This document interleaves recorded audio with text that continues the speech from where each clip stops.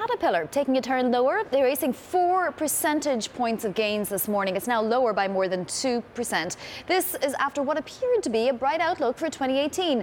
The company projecting growth in its construction and mining equipment businesses even before any potential U.S. infrastructure bill. Joining us now with more is Taylor Riggs. Okay, so erasing some of their gains, we're not quite sure because pretty much every analyst on the street had a pretty bullish outlook on this. We're going to get on the call at 11 so we can find out some more details then. Maybe this is just profit taking. They are the second best performer in the Dow over the last 12 months. But let's look at the fundamentals because that's something we can at least hang our hat on for now.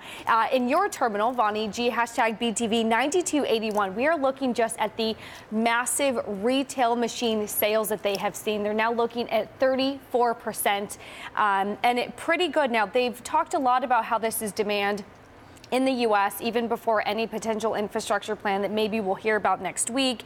You also have increased sales in China. Now, the construction business makes up 40% of revenue, so it's pretty good for them even before any U.S. potential tax reform. Vonnie, if you have another chart to pull up for me, hashtag BTV 262, we're looking at sales by region because we've talked a lot about how this is growth in China, this is growth in the U.S. You can see that Latin America actually was the fastest grower last quarter, year over year. Yep, and then the slowest is the U.S., but still up, I think, about 23%.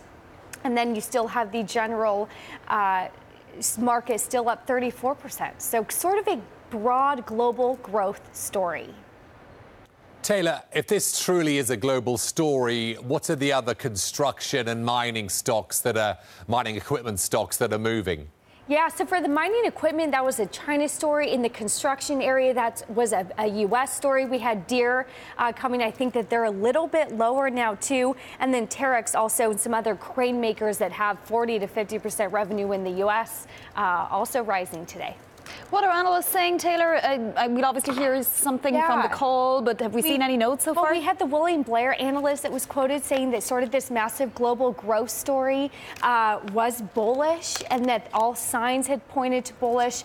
We'd spoken to Karen Ubelhardt, and she said that maybe the China slowdown isn't anything new.